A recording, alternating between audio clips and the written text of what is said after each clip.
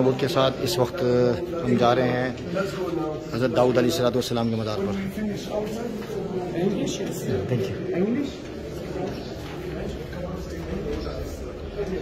हज़रत दाऊद अलैहिस्सलाम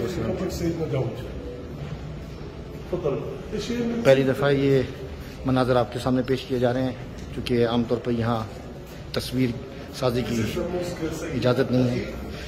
ये कहते हैं कि हज़रत दाऊद अलैहिस्सलाम की जो तलमूद है और ज़बूर है वो यहाँ नुस्खा जगह जगह उन्होंने लगाए हुए हैं और इसको हाथ लगाते हैं बरकत के लिए जगह जगह दीवारों पर, और ये तलमूद के नुस्खे मौजूद हैं और ये इबादत कर रहे हैं।